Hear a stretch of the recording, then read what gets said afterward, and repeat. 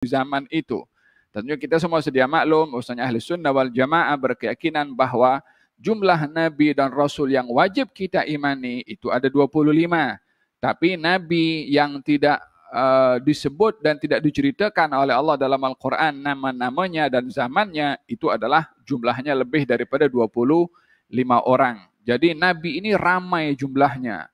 Jadi setiap Nabi diutus di zaman-zaman dahulu akan membawa umatnya dan umatnya akan mengikut kepada nabinya tersebut. Imam meminta pertolongan, meminta doa, meminta syafaat, ataupun ada di antara mereka yang ingin kondem, yang ingin kritik kepada nabi itu dengan mengatakan kepada Allah Subhanahu wa taala kalau nabinya tidak menyampaikan. Itu akan berlaku nanti.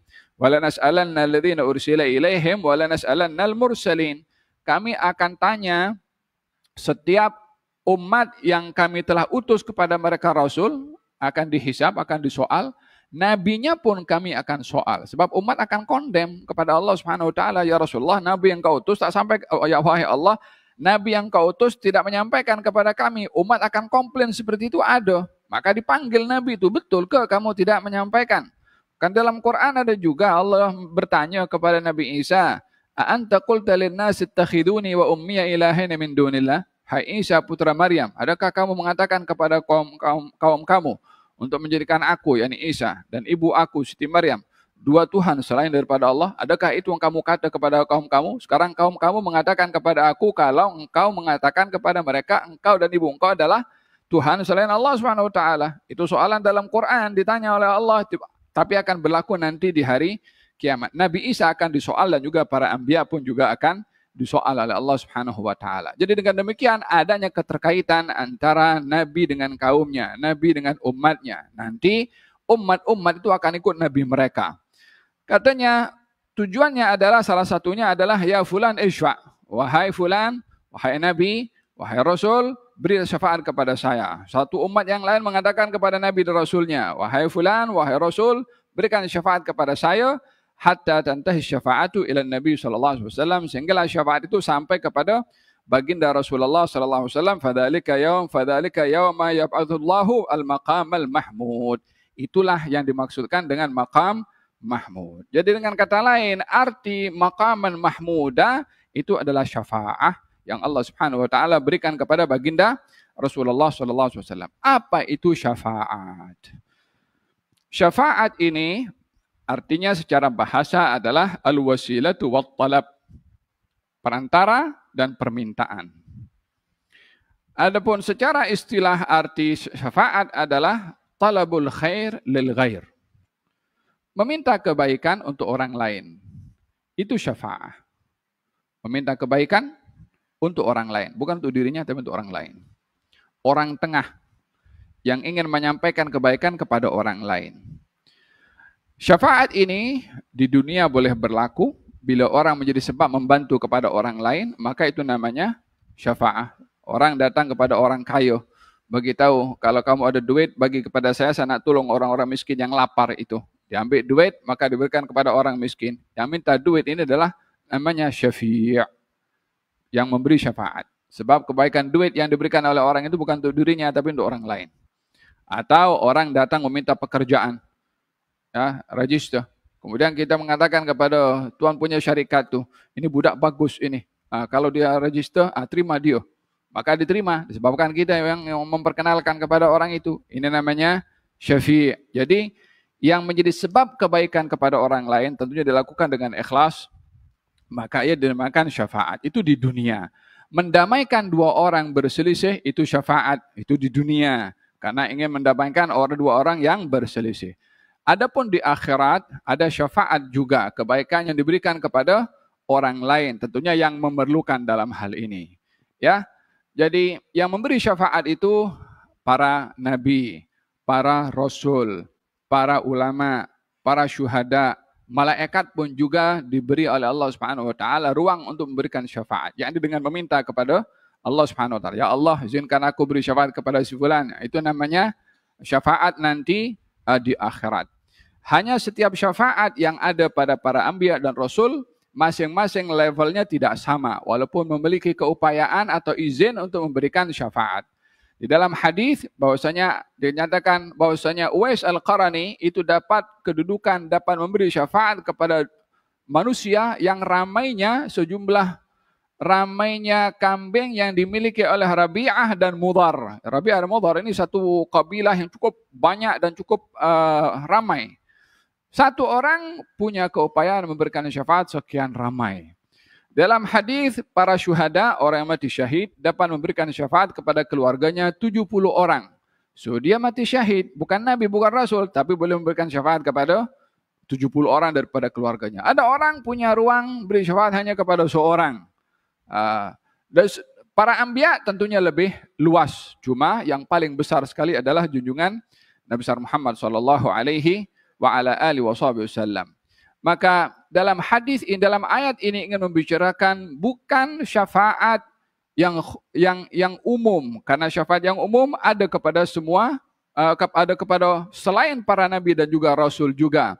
Dan juga bukan berbicara tentang syafaat khusus kepada para anbiya dan rasul, karena setiap anbiya dan rasul juga punya syafaat juga.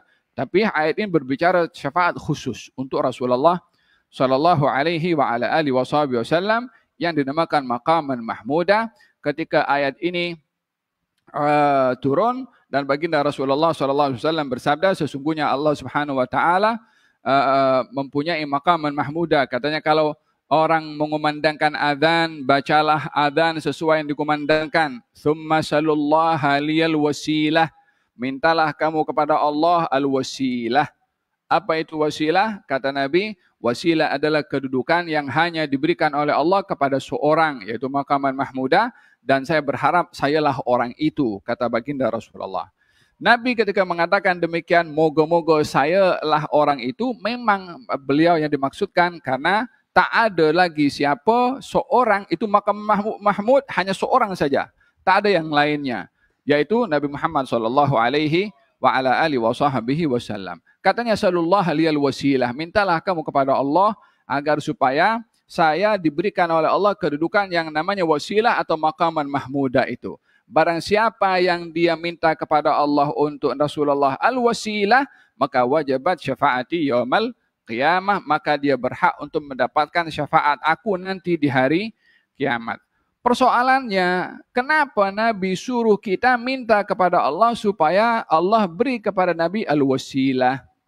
Adakah Nabi perlu kepada doa kita sehingga dengan doa kita Nabi akan diberikan wasilah, diberikan maqaman mahmud? Adakah doa kita memberi kesan dengan doa itu Nabi diangkat, yang kalau kita tak berdoa Nabi tak dapat itu wasilah? Adakah begitu keadaannya?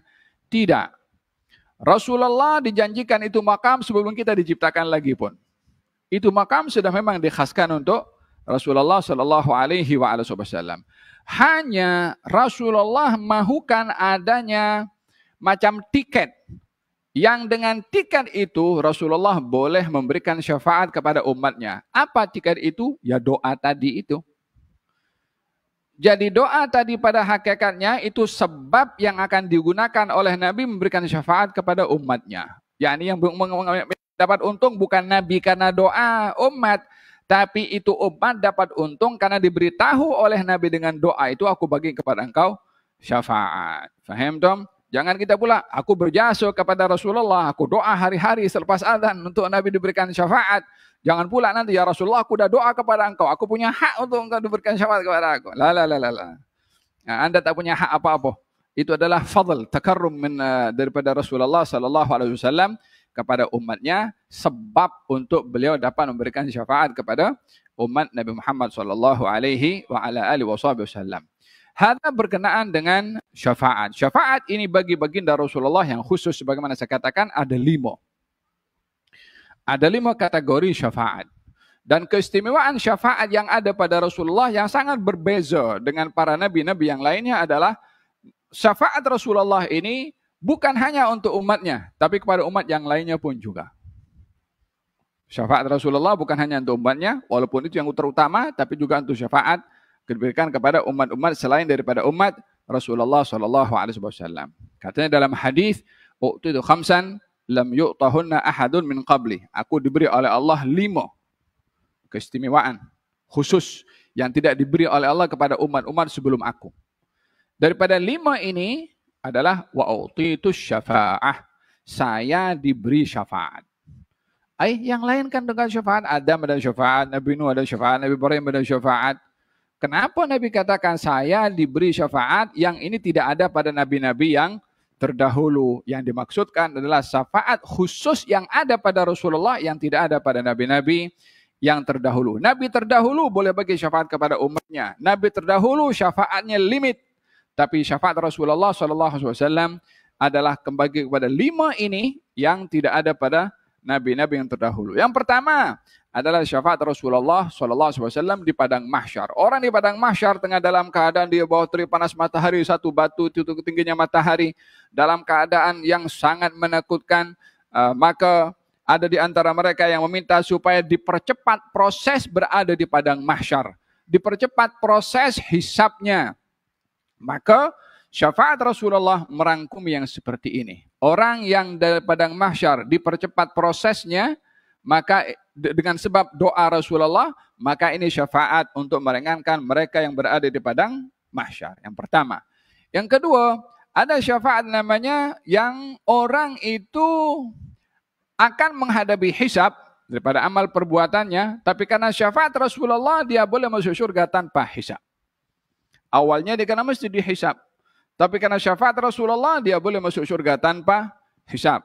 Yang kedua, syafaat Rasulullah kepada mereka yang layak untuk dihisab, namun dengan syafaat itu boleh masuk surga tanpa hisab. Yang ketiga, syafaat Rasulullah kepada orang yang sudah dihisab dan dia sudah tercatat namanya dalam golongan ahli neraka. Maka dengan syafaat Rasulullah boleh dia bertukar, dia sebagai penghuni syurga. Ini kepada mereka yang sudah dihisab dan tergolong daripada ahli neraka. Maka dengan syafaat itu boleh berubah menjadi seorang penghuni syurga. Ini berapa nih yang ketiga? Yang keempat, syafaat Rasulullah kepada orang yang sudah berada dalam neraka. Yang sudah berada di dalam neraka. Maka dengan syafaat Rasulullah SAW dikeluarkan dia daripada neraka sebelum habis waktu untuk dia berada dalam neraka. Yakni dipercepat untuk dia keluar daripada api neraka untuk masuk ke dalam syurga. Tentunya ini syafaat hanya kepada orang-orang yang beriman sahaja. Dalam Sahihul Bukhari ada dinyatakan bahwasanya baginda Rasulullah berdoa kepada Allah Subhanahu wa taala, sujud di bawah arasy-Nya Allah Subhanahu wa taala, meminta agar supaya diizinkan diberi syafaat. Maka diperintahkan oleh Allah, irfa' ra'sak wasal tu'ta wasyfa'tu syaffa'. Angkat engkau punya kepala daripada sujud, minta apa saja kamu akan diberi. Mintalah syafaatkanlah siapa yang kau akan beri syafaat, aku izinkan engkau memberi syafaat. Maka diizinkan oleh Allah Subhanahu wa taala memberikan syafaat dalam golongan tertentu. Satu kali sudah di golongan ini dengan batas jumlah sekian ini, tanpa disebutkanlah dalam hadis itu berapa, tapi golongan ini sudah dipindahkan daripada neraka pergi ke surga. Nabi sujud sekali lagi, minta, ya Allah aku memohon kepada engkau supaya engkau izinkan aku berikan syafaat kepada umatku. Maka diizinkan kali yang kedua, segolongan yang lain pula yang berada dalam neraka diselamatkan masuk ke dalam syurga. Pergi lagi Nabi di bawah arasy, sujud kali yang ketiga, minta kepada Allah, dikeluarkan lagi golongan yang ketiga, lain daripada golongan yang pertama dan yang kedua. Golongan ini dikeluarkan daripada neraka, pergi ke syurga. Tentunya yang pertama adalah lebih ringan dosanya daripada yang kedua. Yang kedua lebih ringan daripada yang ketiga. Ini menunjukkan dosa-dosa yang berperingkat ini, Nabi SAW diberi izin oleh Allah untuk memberikan syafaat hatta kepada mereka. 3 kali Nabi pergi ke bawah arasy, yakni setiap kali berjaya membawa segolongan manusia diselamatkan daripada neraka pergi ke syurga, akan kembali lagi ke tempat di bawah arasy-Nya Allah untuk sujud dan memohon kepada Allah Subhanahu wa taala. Sampai kali yang ketiga, maka kembali lagi Nabi di bawah arasy-Nya Allah Subhanahu wa taala. Katanya, ya Rab, siapa saja dalam neraka yang ada iman walaupun sebesar biji gandum, maka izinkan aku beri syafaat kepada mereka. Diizinkan semua orang beriman yang berada dalam neraka yang imannya itu sebesar biji gandum diselamatkan oleh dengan syafaat Nabi Muhammad SAW, masukkan ke dalam syurga. Patah balik lagi, sujud balik. Katanya, ya Rab, yang lebih kecil daripada biji gandum. Kalau ada pada iman mereka, izinkan aku beri syafaat kepada mereka. Diizinkan oleh Allah Subhanahu Wa Taala mereka yang ada iman yang lebih kecil daripada biji gandum diselamatkan. Patah balik lagi sampai 6 kali baginda Rasulullah. Yakni walaupun dalam hidup mengucap la ilaha illallah sahaja, maka izinkan aku beri syafaat kepada dia. Dibawalah semua daripada neraka oleh baginda Rasulullah SAW. Sampai kata malaikat Malik mengatakan penjaga neraka, ya Muhammad, engkau tidak tinggalkan di neraka daripada seorang pun daripada umatmu. Kata malaikat Malik yang menjaga neraka, hadza keadaan yang ada pada Rasulullah ketika memberikan syafaat nanti di hari kiamat. Oleh sebab itu, kita minta syafaat ini adalah karena ini semua diceritakan dalam hadis.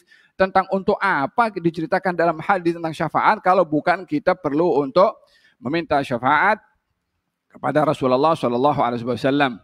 Kita semua selalu dengar itu hadisnya Anas bin Malik, ya Rasulullah, kalau di hari kiamat saya nak jumpa dengan engkau di mana? Ya kan? Entah surat, kalau tak jumpa di mizan. Untuk apa nak cari Rasulullah kalau bukan ingin mendapatkan syafaat? Faham tom? Salah satu kunci untuk mendapatkan syafaat adalah jangan lepas membaca doa selepas azan. Taib, hada berkenaan dengan syafaat Rasulullah sallallahu alaihi wa ala alihi wasallam. Fil hadis menyatakan likulli nabiyyin da'watun mustajabah. Setiap nabi ini ada doa yang dikabulkan oleh Allah Subhanahu wa taala, fata'ajjala kullu nabiyyin da'watahu. Setiap nabi sudah mengedepankan doanya kepada Allah Subhanahu wa taala. Di dunia sudah dikabulkan. Adapun saya, kata Nabi, doa yang Allah janjikan kepada saya untuk dikabulkan, saya tak minta di dunia. Saya simpan di akhirat untuk memberikan syafaat kepada umat aku, kata baginda Rasulullah sallallahu alaihi wasallam. Jadi hadis yang saya bacakan ini tadi adalah menggambarkan betapa pentingnya syafaat Rasulullah. Tapi ianya bukan terus free. Kalau begitu ada Rasulullah nanti di hari kiamat, so kita sudah garanti. Nabi kan Nabi penyayang, Nabi sayang dengan umatnya. Mestilah takkan kita tak dapat. Orang lebih teruk saja imannya, walaupun mengucap la ilaha illallah saja boleh diselamatkan oleh Rasulullah dalam neraka. Apatah lagi kita yang ahli majelis ilmu kan. Sifat seperti ini adalah berbahaya bagi seseorang. Bila memperlekehkan dan meremehkan hukum hakam Allah, perintah dan larangannya Allah dengan sekadar bergantung kepada syafaat itu sendiri. Tentunya syafaat itu adalah satu anugerah yang Allah Subhanahu wa taala berikan kepada Rasulullah. Tujuannya adalah agar supaya kita meraihnya dengan cara yang dapat menggembirakan Rasulullah sallallahu alaihi wasallam. Janganlah kita datang kepada di hari kiamat dengan dosa dan kita sengaja di dunia tanpa mengikut kepada Rasulullah, nanti nak cari muka dengan Rasulullah sallallahu alaihi wasallam. Tak eloklah untuk meminta syafaat dengan cara yang melanggar perintah Allah dan juga Rasulnya. Ikuti perintah Allah dan Rasul semampunya. Kalau tergelincir kepada dosa, segera bertaubat.